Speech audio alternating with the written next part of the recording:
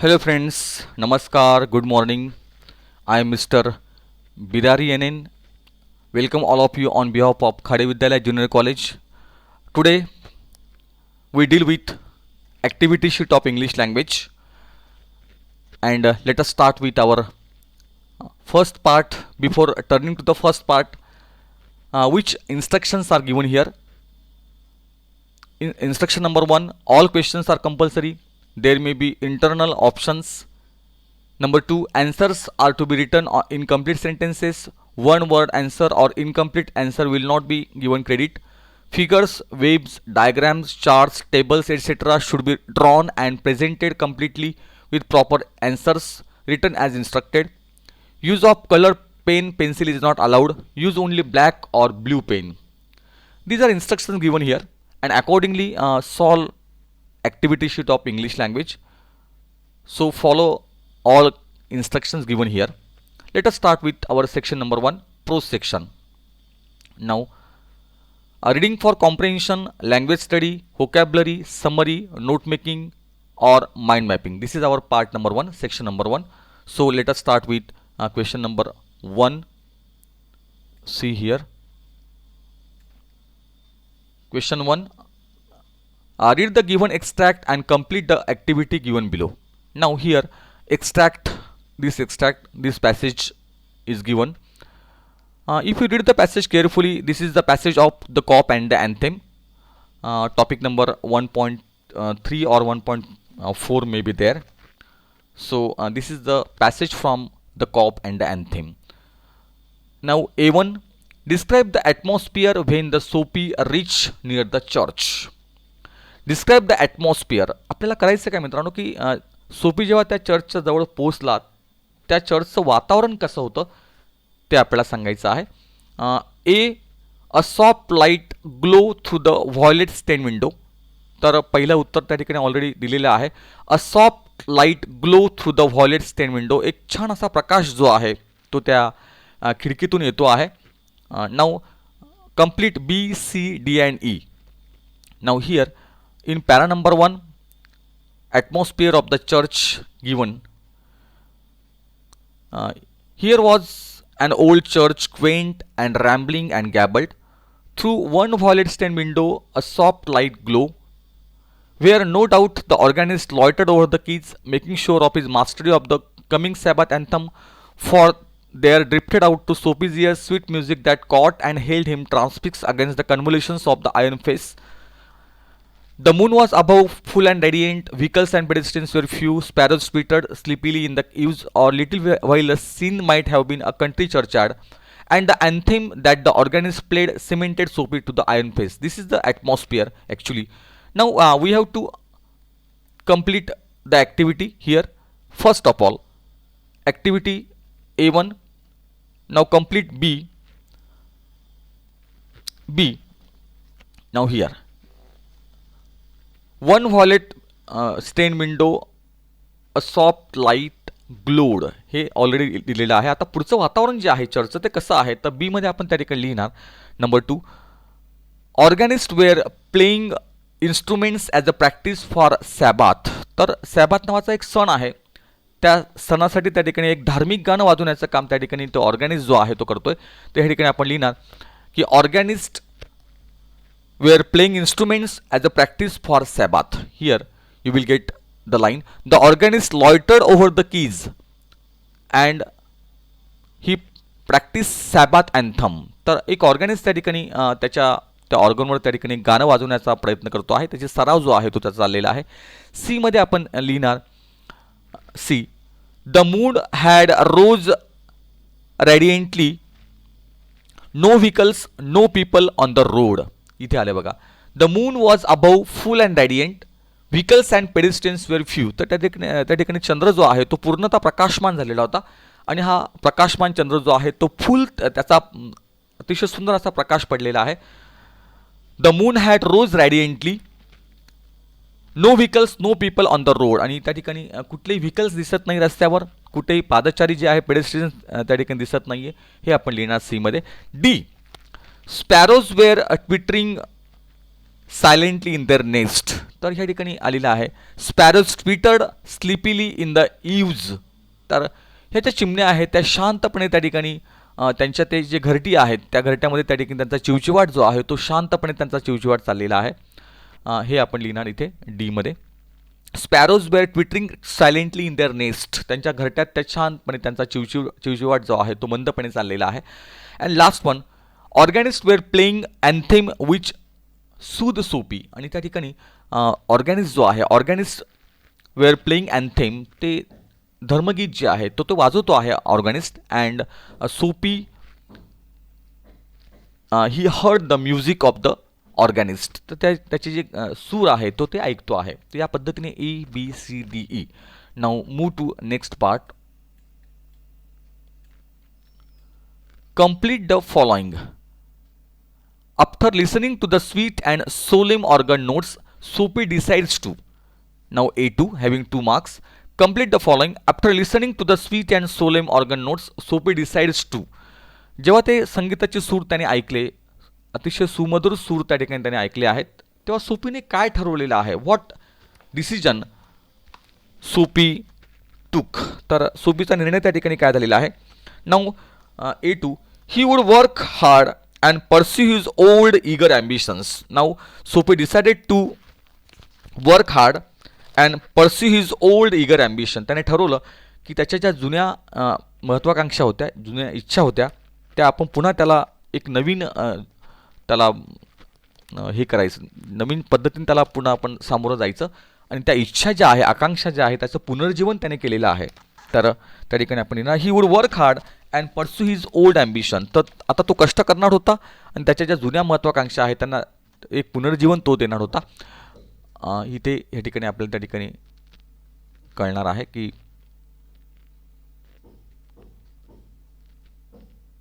a strong impulse moved him to battle with his desperate fact. He would pull himself out of the mire and would make a man of himself again. He would conquer the evil that had enslaved him.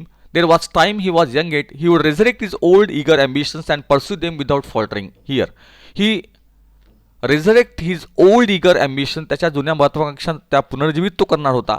And pursue them without faltering. आणि कुठलेही प्रयत्न जे आहे, प्रयत्नांची मात्रा जी आहे ती वाढवून त्या ठिकाणी त्याचा पाठलाग तो करणार होता. जुने जे त्याचे स्वप्न आहे त्याला साकार करायचा प्रयत्न तो करणार होता. After listening to the sweet and solemn organ notes Soapy decides to work hard and pursue his old eager ambitions. And second one, now here you will get second one. Second is he would pull himself out from his unpleasant situation and move himself a better man. Now here he would go into the roaring downtown street and district and find work. He would go into the roaring downtown district and find work. तो आता उद्याला त्या ठिकाणी जाणार होता त्या गजबजलेल्या रस्त्याच्या इथे आणि त्या ठिकाणी एखादं काम शोधण्याचा प्रयत्न त्या ठिकाणी तो करणार होता. A fur importer had once offered him a place as a driver. एक जो लोकर निर्माता आहे तो त्याला त्या ठिकाणी एक ड्रायव्हरची पोस्ट त्याला देणार होता आणि त्यासाठी तो आता ते काम करायला तो तयार झालेला आहे. After listening to the sweet and solemn organ notes Soapy decides to first of all he would work hard and pursue his old eager ambitions. He would pull himself out from the unpleasant situation and make himself a better man. In this way our activity number A1 A2 is there. Now let us start with second.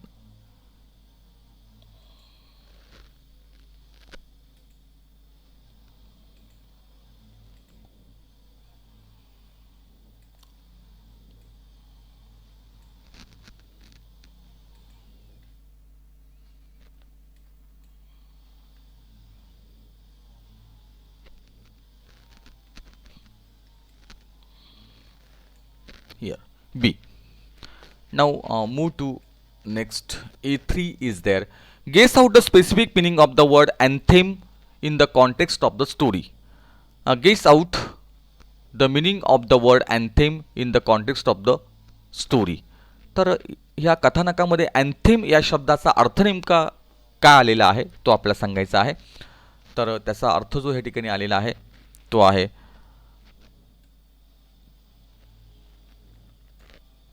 Guess out the specific meaning of the word anthem in the context of the story. Now here the anthem is being played by the organist inside the church. Here in this extract the word anthem represents Sophie's better nature and his desire to perform. Here you will get the answer. The anthem is music being played by the organist inside the church.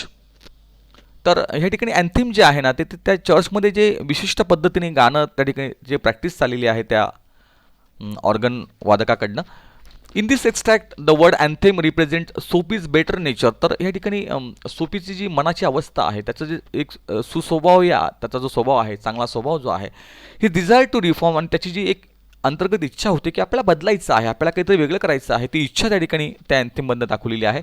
Church anthems are always intended to inspire good thoughts in the hearer. आणि अशा पद्धतीने हे जे church anthem जे असतात एक प्रकारचे धार्मिक गाणं जे आहे ते माणसाच्या चांगल्या विचारात जे विचार आहेत चांगल्या विचारांचं त्या ठिकाणी प्रतिबिंब त्याच्यात पडलेलं आहे. आणि ते अँथेम काय दाखवतं ते एका पद्धतीने ती सोपीची जी मनोअवस्था आहे ती या ठिकाणी वर्णन केलेली आहे. The anthem is music being played by the organist inside the church. तर ते एक विशिष्ट संगीत आहे चर्चमध्ये वाजवलं जातं आहे. In this extract the word anthem represent Soapy's better nature and his desire to reform. आणि त्याची बदलण्याची इच्छा जी आहे त्याचा स्वभाव जो आहे तो इथे अपेक्षित आहे. Church anthems are always intended to inspire good thoughts in the hearers. तर एक चांगल्या विचारांचं जी क्रांती आहे ते सोपीच्या मनात ते या ठिकाणी अपेक्षित आहे ती दिलेली आहे. Now move to next part. Activity number 4. Write an incident in which you did something wrong and repented for it later. Write at least 2 reasons for your repentance. Write an incident in which you did something wrong. एखादा प्रसंग सांगा तुमच्या जीवनातला की ज्यात तुम्ही चुकलेले असाल काहीतरी चूक केली असेल and repented for it later आणि नंतर तुम्हाला पश्चाताप आलेला रिपेंटन्स तुम्ही करता आहात. Right at least 2 reasons for your repentance. तर कमीत कमी 2 त्या ठिकाणी आपण कारणं द्या की तुम्ही का पश्चाताप करता आहात. तर त्या ठिकाणी आपण हे उत्तर जे आहे ते इथे बघूया. Once I was caught by railway police for jumping platform. एकदा मला रेल्वे पोलिसांनी पकडलं होतं की त्या ठिकाणी मी रेल्वे प्लॅटफॉर्मवर त्या ठिकाणी उड्या मारत असताना. Then I was taken to the railway police station and later on they allowed me to go. त्या ठिकाणी मला पोलिसांनी पकडलं आणि नंतर मला त्यांनी सोडून दिलं. I repented for my mistake because I realize that how your haste you may have you should not break the law. तर मी चूक केली होती पण त्यावेळेला मला असं कळलं की आपण कुठेही कायद्याचं उल्लंघन जे आहे you should not break the law. तर आपण कुठलाही कायदा उल्लंघन करू नये आणि असं जर कायदा आपण घाईमध्ये ओलांडला तर आपण आपल्या जीवावर ते बेतू शकतं. Use bridge or subway to reach the platform. तर कधीही त्या ठिकाणी शॉर्टकटने आपण प्लॅटफॉर्म पास करू नका. एक तर ब्रिजचा वापर करा किंवा एखादा जो सबवे आहे त्याचा वापर करा प्लॅटफॉर्मवर जाण्यासाठी. Also I felt shame as being educated. I had behaved like uneducated or irresponsible person. तर अशा पद्धतीने एक चुकीच्या पद्धतीने मी वागलो होतो आणि ते मला अतिशय खटकलं. माझी वागणूक मला खटकली आहे असं त्या ठिकाणी दिलेलं आहे. Now move to next part. Now activity number 5. Language study. What are you doing here ask the officer. Change into indirect speech. And tomorrow he would go into the roaring downtown district. Frame a WH question to get the underlined part of an answer. First of all, what are you doing here? Ask the officer. Change into indirect speech. Now here, interrogative sentence is given, and let us see the answer. The officer asked me what I was doing there. The officer asked me what I was doing there. This is our answer. And second one. Now second one. Tomorrow he would go into the roaring downtown district. Frame a WH question to get the underline part as an answer. तर underline part जो आहे तो उत्तर म्हणून त्या ठिकाणी मिळाला पाहिजे म्हणून त्या ठिकाणी प्रश्न तयार करा. Frame a WH question. Tomorrow he would go into the roaring downtown district. हा पार्ट जो आहे into the roaring downtown district तो कुठे जाणार होता ते प्रश्न आपला बनणार आहे. तो कुठे जाणार होता तर त्या ठिकाणी आपला प्रश्न जो आहे तो उत्तर त्या ठिकाणी आहे where he would go tomorrow.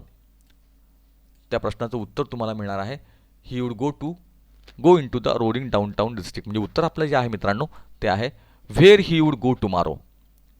Next. Now A6. A6 vocabulary. Match the following words in column A with their meanings in column B. Quaint, transfix, impulse, resurrect. Now match the pairs. Quaint. Quaint means here you will get the answer. See here A5. Quaint means attractively unusual, old fashion. जुन्या प्रकाराच्या स्टाईलचा किंवा जुन्या जुन्या फॅशनचा आपण म्हणतो की जे अनाकर्षक पद्धतीने ते आहे की अनयुज्युअल आहे असं ते. ट्रान्सफिक्सचा अर्थ होतो to stand with complete focus attention. एकाच ठिकाणी स्तब्ध उभं राहणं त्याला म्हणतात ट्रान्सफिक्स होणं. इम्पल्सचा अर्थ आहे स्ट्रॉंग विश ऑर अर्ज, ज्याला आपण एक प्रबळ इच्छा असं म्हणतो, प्रबळ मनातली प्रबळ इच्छा म्हणतो. आणि रेझरेक्टचा अर्थ आहे रिस्टोर टू लाईफ, एक पुनर्जीवन देणं किंवा पुनर्जीवित होणं, त्याला म्हणतात रिझरेक्ट करणं. In this way we have complete our first question. Let us stop here.